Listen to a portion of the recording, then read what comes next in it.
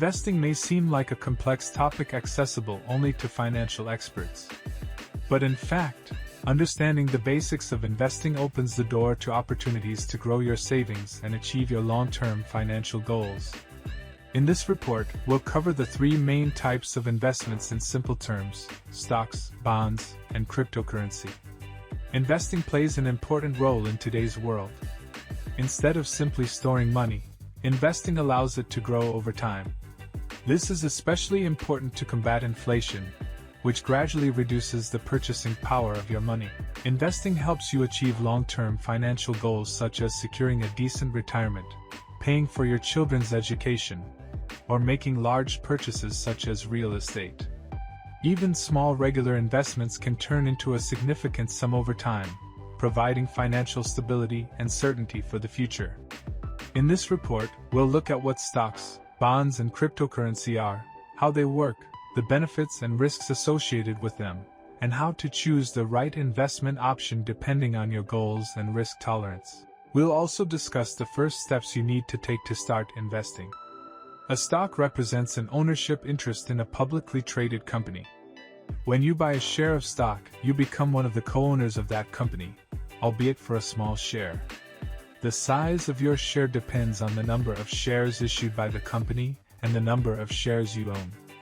If the company does well and its value increases, the value of your shares may also increase. The stock market is a broad term that refers to the network of exchanges, brokerage firms, and over-the-counter venues where investors buy and sell shares of publicly traded companies. It is not one particular place, but an entire system that connects investors with companies in need of capital. Stocks are traded on stock exchanges, which are organized venues where buyers and sellers can make transactions. These exchanges, such as the New York Stock Exchange, NYSE, and NASDAQ, provide a way for companies to raise funds by selling their stock. Stock exchanges operate under certain rules and are subject to national and local laws to ensure fair trading and build investor confidence.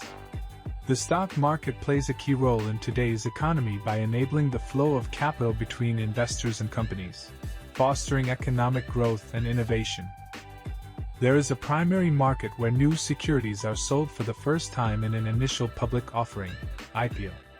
This allows companies to raise capital from the general public. The secondary market, which includes stock exchanges, is where already issued shares are traded between investors. It is in the secondary market where most of the stock trading takes place. Thus, when novice investors buy shares, they usually participate in the secondary market by purchasing shares from other investors rather than directly from the company, except when participating in an IPO. Examples of well-known stock exchanges include the New York Stock Exchange, NYSE, the world's largest by market capitalization, NASDAQ, an electronic marketplace specializing in high-tech companies, as well as the London Stock Exchange, Tokyo Stock Exchange, and Shanghai Stock Exchange. In the United States, the Securities and Exchange Commission, SEC, plays an important role in regulating the stock market and protecting investors. Companies wishing to sell stock to the public are required to register with the SEC and publish regular financial reports. The SEC's mission is to protect investors, maintain fair, orderly, and efficient markets, and promote capital formation. Stock exchanges are also regulated by government agencies, such as the SEC, to protect investors from financial fraud. Market capitalization is the total market value of all outstanding shares of a company. It is calculated by multiplying the current market price per share by the total number of shares outstanding. Market capitalization helps investors understand the size of a company and its scale in the stock market. Companies with large market capitalization are often referred to as large-cap companies, large-cap, mid-cap companies, mid-cap, and small-cap companies, small-cap. There are two main ways to make money from stocks: through share price appreciation and through dividends. If a company is doing well and its value is increasing, its stock price may rise. In this case, you can sell your shares at a higher price than you bought them and make a profit, which is called capital gains. Stock prices are determined by the ratio of supply and demand. If demand for a stock exceeds supply, the price rises and vice versa. While stocks can provide high upside potential, their prices can also fall, resulting in losses. Therefore, it is important to keep in mind the balance between potential profit and risk. Dividends are the portion of a company's profits that are distributed to shareholders. Not all companies pay dividends, especially fast-growing companies that prefer to reinvest their profits back into the business. However, many mature and stable companies pay regular dividends to their shareholders, which can be an additional source of income. The amount of dividends depends on the number of shares you own and is usually paid on a regular basis, such as quarterly. Instead of receiving dividends in cash, you can often choose to reinvest them in the purchase of additional shares of the same company. This process is called dividend reinvestment and can result in a significant increase in your capital through compound interest over the long term. There is a difference between trading stocks and investing in them. Trading usually involves short-term speculation on price fluctuations, while investing is focused on the long-term growth of a company's value. For novice investors, it is often advisable to follow a long-term strategy. There are several types of shares. Ordinary shares give their holders the right to vote in the management of the company in proportion to their shareholding. Preferred shares usually do not give voting rights, but their holders receive fixed dividends ahead of common shareholders and have the advantage of liquidating the company. Growth stocks are owned by companies whose profits are growing faster than the market average. Such companies often reinvest profits and may not pay dividends. Value stocks are shares of companies that are considered undervalued by the market and have low P/E ratios. Dividend stocks are owned by companies that consistently pay dividends and are attractive to income-oriented investors. Blue chip stocks are shares of large, well-known and financially sound companies with a long history of growth that typically pay dividends. Stocks are also classified by market capitalization into small cap, mid cap, and large cap stocks, each with different risk characteristics and growth potential. The main advantages of investing in stocks are potentially high returns over the long term, the opportunity to become a part owner of well-known and successful companies, the potential for dividend income, and liquidity, i.e. the ability to buy and sell stocks quickly. Historically, the stock market has provided returns that outpace inflation, making it an important tool for wealth creation. However, investing in stocks also comes with risks.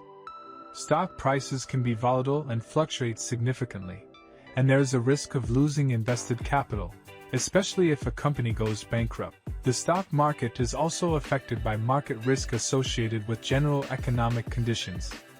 For less popular stocks, there may be liquidity risk where it may be difficult to find a buyer. To reduce the risks of investing in stocks, it is important to diversify your portfolio, that is, spread your investments across different companies and industries. A bond is a debt obligation, or a loan, from an issuer to an investor. When you buy a bond, you are actually lending money to a government or company.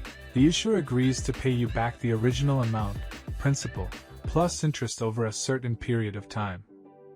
Bond issuers can be governments, which issue bonds to finance government projects and manage debt. Corporations issue bonds to raise capital for business expansion and operations. Municipalities issue bonds to finance local projects such as schools and roads.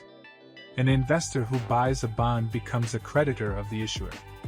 Unlike stocks, bonds do not give ownership of a company. The face value, or principal, is the amount you get back when you redeem the bond.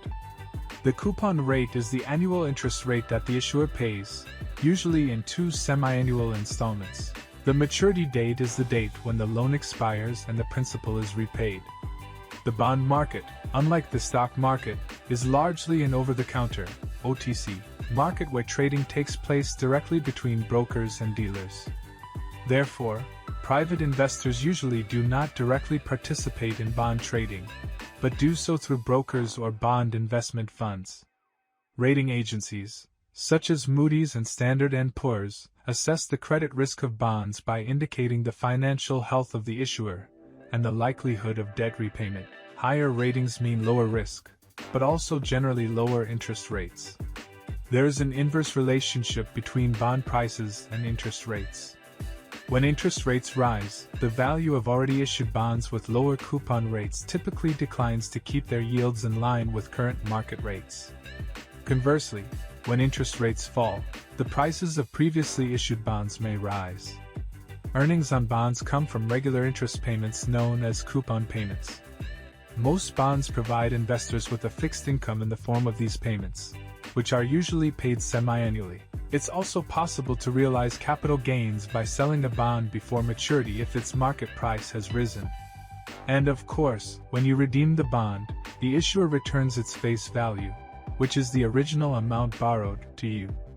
There are different types of bonds. Government bonds are issued by governments, e.g. U.S. Treasury bonds, and municipalities, and are considered among the safest. Municipal bonds often have tax benefits. Corporate bonds are issued by companies and can be investment grade, lower risk, or high yield, so-called junk bonds with higher risk. High yield bonds offer higher interest rates as compensation for the increased risk of default. Bonds can be fixed rate bonds, which remain constant over the life of the bond, or floating rate bonds, which change depending on market conditions. Zero coupon bonds do not pay regular interest, but are sold at a discount to face value and redeemed at full face value at the end of the term. Inflation-protected bonds (TIPS) have a par value that adjusts to the rate of inflation, which helps protect investors from its impact. The main advantages of investing in bonds are regular and predictable income in the form of coupon payments, relatively low risk, especially for government and investment bonds, capital preservation through the return of par value at maturity, and the ability to diversify an investment portfolio. Bonds can provide a steady stream of income and help balance riskier equity investments. The main risks of investing in bonds include interest rate risk. Rising interest rates can reduce the value of bonds, credit risk, the risk of the issuer defaulting on debt, inflation risk. Inflation can reduce the real return on bonds, liquidity risk. Some bonds can be difficult to sell before maturity, and prepayment risk, for callable bonds. A cryptocurrency is a digital or virtual currency protected by cryptography. Most cryptocurrencies operate on decentralized networks, which means there is no central governing body such as a bank or government. Cryptocurrencies exist solely in electronic form. At the heart of most cryptocurrencies is blockchain technology, a distributed public ledger that records all transactions across a network of computers. This makes transactions transparent and difficult to counterfeit. New units of cryptocurrency are often created through a process called mining, which involves solving complex mathematical problems. Some cryptocurrencies utilize a staking process where holders can be rewarded for storing their coins and participating in the network by confirming transactions. Cryptocurrencies use crypto wallets, digital wallets that require private keys for access to store and manage cryptocurrencies. These wallets can be software-based or hardware-based. Some blockchains, such as Ethereum, charge a fee known as gas for transactions. This fee compensates for the computing resources required to process transactions on the network. Earning money from cryptocurrencies can happen in several ways. Many people invest in cryptocurrencies, hoping that their value will rise over time, allowing them to be sold at a profit. Staking can be used to earn rewards for storing cryptocurrency and participating in confirming transactions.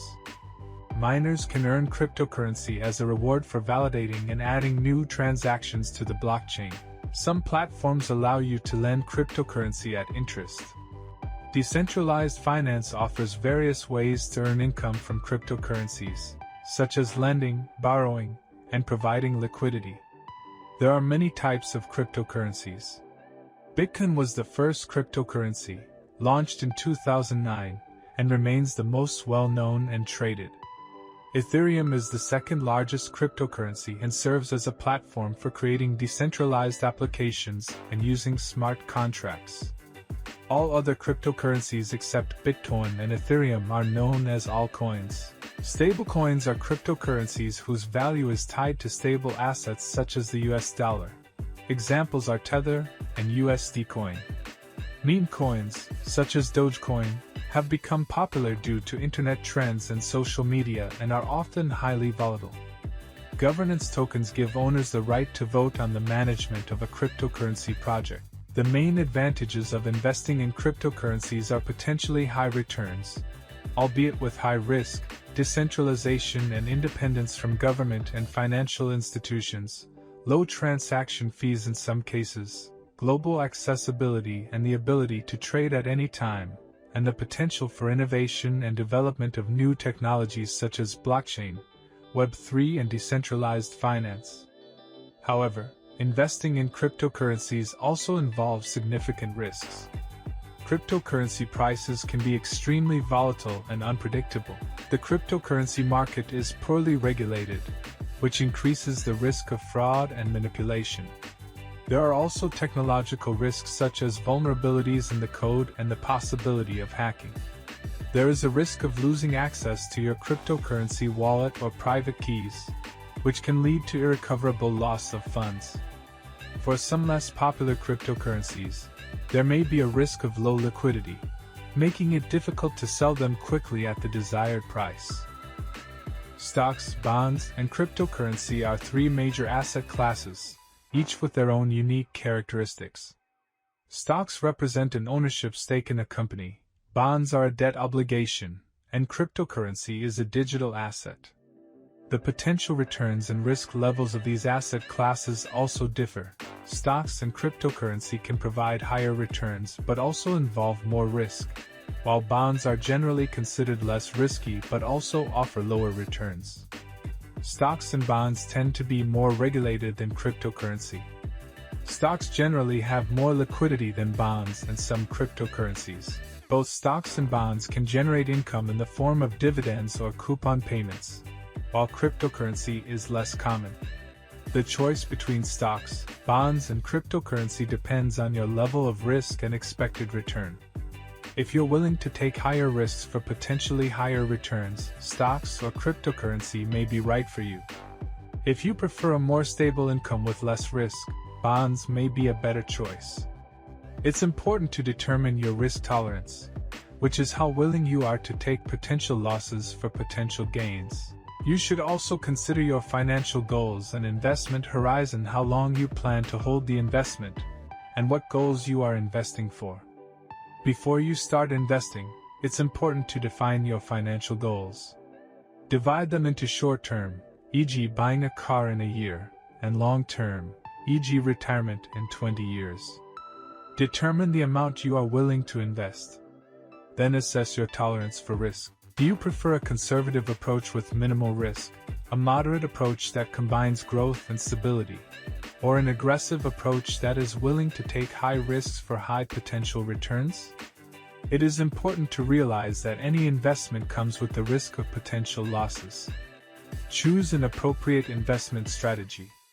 Do you want to invest in individual assets, or in funds such as ETFs or mutual funds that pool money from many investors to purchase a diversified portfolio of assets? Do you prefer long-term investing to gradually grow capital or short-term trading to try to capitalize on price fluctuations? It is advisable to diversify your portfolio by spreading your investments across different asset classes to reduce your overall risk. To start investing in stocks and bonds, you need to open a brokerage account with an investment company or bank. To buy and sell cryptocurrencies, you need to choose a cryptocurrency exchange and create a cryptocurrency wallet.